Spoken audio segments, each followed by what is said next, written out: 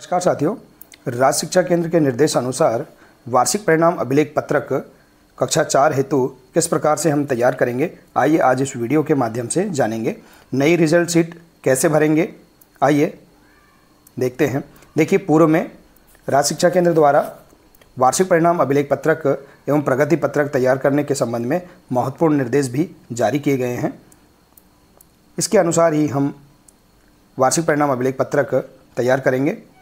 तो आइए देखते हैं आरएस के द्वारा क्या निर्देश कक्षा 4 के वार्षिक परिणाम अभिलेख पत्रक हेतु दिए गए हैं, इन्हें समझ लेते हैं। देखिए, दिनांक 21/3/2024 को राज्य शिक्षा केंद्र द्वारा वार्षिक मूल्यांकन सत्र 2023-24 कक्षा 3, 4, 6 व 7 हेतु वार्षिक परिणाम अभिलेख पत्रक एवं समग्र प्रगति पत्रक हेतु दिशा निर्देश जारी किए गए हैं। इसमें महत्वपूर्ण दिशा निर्देश दिए गए हैं। कक्षा 4, 6 व 7 के शैक्षिक मूल्यांकन हेतु वार्षिक परिणाम अभिलेख पत्रक को मासिक टेस्ट अधिभार 10 अंक, अर्धवार्षिक मूल्यांकन अधिभार 20 अंक, वार्षिक लिखित मूल्यांकन प्राप्तांक अधिकतम अंक 60 एवं वार्षिक प्रोजेक्ट कार्य अधिभार 10 अंक के आधार पर तैयार किया जाए। और इसी में दिया है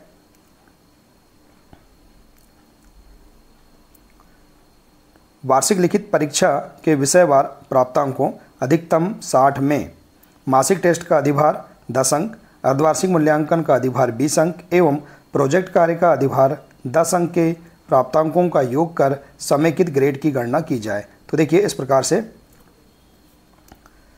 इस अकादमिक सत्र में समेकित गणना हेतु कुल पूर्णांक 100 रहेगा, जो कि इस प्रकार से दिया गया है। तो आइए आरएसके के निर्देश अनुसार हम इस वीडियो के माध्यम से कक्षा 4 हेतु वार्षिक परिणाम अभिलेख पत्रक कैसे तैयार करेंगे, इसे हम समझते हैं। देखिए, इस प्रकार से राज्य शिक्षा केंद्र द्वारा वार्षिक परिणाम अभिलेख पत्रक हेतु नई रिजल्ट शीट भी प्रदान की गई है। इसमें हम देखेंगे सामान्य सी जानकारियाँ हम अंकित कर देंगे। इसके बाद हम देखेंगे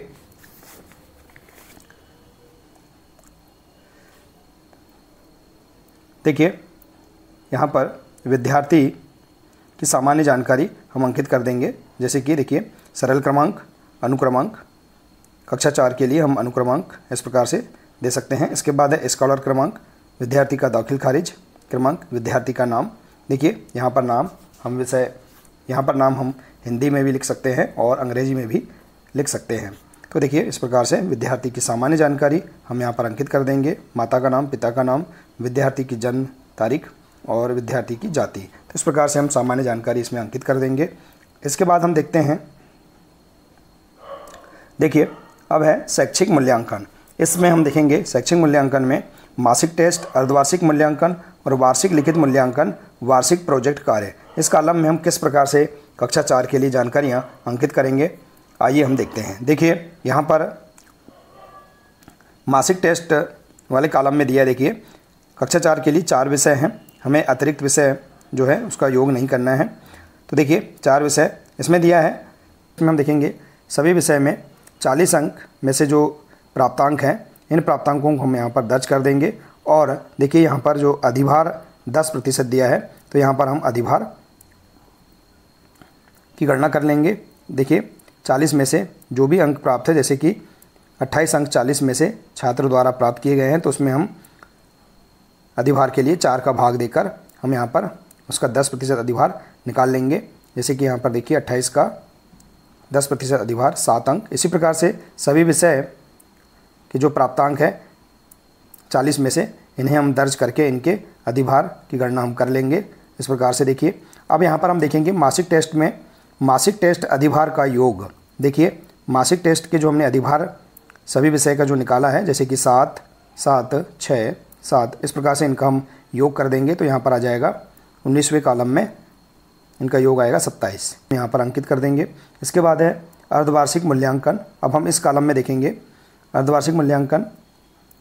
देखिए, अर्धवार्षिक जो परीक्षा थी 60 अंकों की थी, तो इसमें सभी विषय में 60 अंकों में से जो प्राप्त अंक है, इन अंकों को हम यहाँ पर अंकित कर देंगे। जैसे कि प्रथम भाषा हिंदी में 60 में से यदि छात्र द्वारा 30 अंक प्राप्त किए गए हैं तो इन अंकों को हम यहाँ इन अंकों को हम यहाँ पर अंकित कर देंगे और इसका हम देखिए 20% अधिभार की गणना करेंगे। तो इसके लिए हम देखिए 60 में से जो प्राप्तांक है इसमें हम 20% अधिभार के लिए 3 का भाग दे देंगे। तो इसमें क्या आ जाएगा, देखिए अधिभार 10 आ जाएगा। इसी प्रकार से सभी विषय 60 में से जो प्राप्तांक हैं इन प्राप्तांकों को हमें अंकित कर देंगे और इनके अधिभार हम निकाल लेंगे। तो हमें देखिए अर्धवार्षिक मूल्यांकन प्राप्तांक 60 में से इसके अधिभार की गणना के लिए हमें 3 का भाग देना है प्राप्तांक में। तो आसानी से हम अधिभार सभी विषय के लिए निकाल सकते हैं।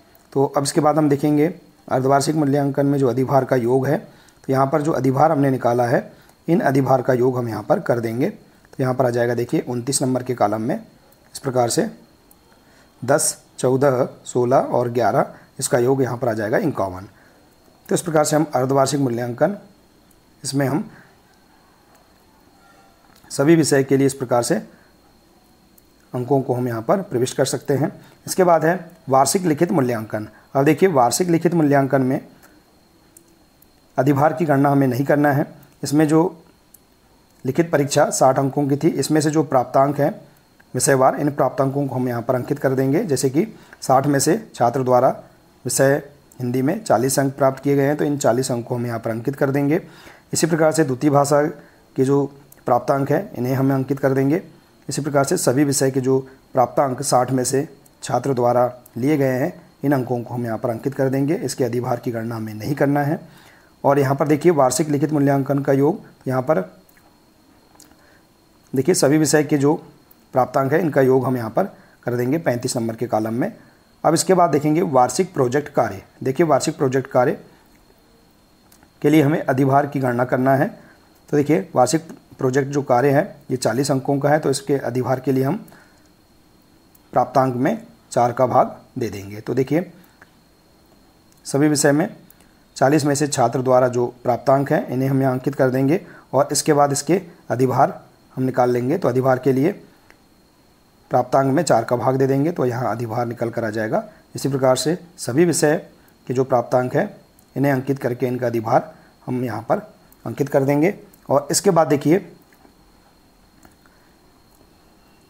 वार्षिक प्रोजेक्ट अधिभार का योग। तो यहाँ पर हम देखेंगे 45 नंबर के कॉलम में हमने जो वार्षिक प्रोजेक्ट कार्य के लिए जो अधिभार की गणना किया है इनका योग हम यहाँ पर कर देंगे अधिभार के अंकों का। जैसे कि 8, 9, 8 और 9 इस प्रकार से कुल योग आ जाएगा 45 नंबर में 34। तो इस प्रकार से हम यहाँ पर देखिए शैक्षिक मूल्यांकन वाले कॉलम में सभी जानकारियाँ हम आसानी से अंकित कर सकते हैं। अब इसके बाद हम देखेंगे वार्षिक परिणाम अधिभार अंक 100 अंक। देखिए वार्षिक परिणाम हमें 100 अंकों के आधार पर वार्षिक परिणाम की हमें गणना करना है। तो देखेंगे हम यहाँ पर इसके लिए हम देखते हैं यहाँ पर मासिक टेस्ट अधिभार का योग 19 नंबर का कॉलम और अर्धवार्षिक मूल्यांकन अधिभार का योग 29 नंबर का कॉलम और वार्षिक लिखित मूल्यांकन का योग 35 नंबर का कॉलम और इसी प्रकार से वार्षिक प्रोजेक्ट अधिभार का योग 45 नंबर का जो कॉलम है, इन सबका योग हम यहाँ पर कर देंगे। तो यहाँ पर कुल योग आ जाएगा देखिए 27, 51, 143 और 34, कुल योग आ जाएगा 255। अब हमें वार्षिक परिणाम 100 अंक पूर्णांक में से हमें इसकी गणना करना है। तो इसमें हम 255 में प्राथमिक विद्यालय के लिए 4 विषय हैं कक्षा 4 के लिए, तो हम यहाँ पर 4 का भाग दे देंगे 255 में। तो हमारे पास 100 अंक पूर्णांक में से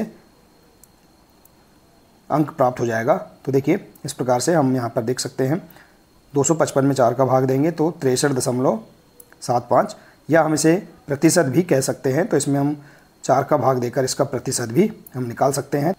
तो इसे ही हम वार्षिक परिणाम पूर्णांक 100 अंक के आधार पर इसे हम लिख सकते हैं। इसके आधार पर आप आसानी से समेकित ग्रेड यहाँ पर अंकित कर सकते हैं। तो देखिए इस प्रकार से आप आसान तरीके से कक्षा 4 के लिए शैक्षिक मूल्यांकन वाले सभी कॉलम में सभी जानकारियाँ आसानी से भर सकते हैं।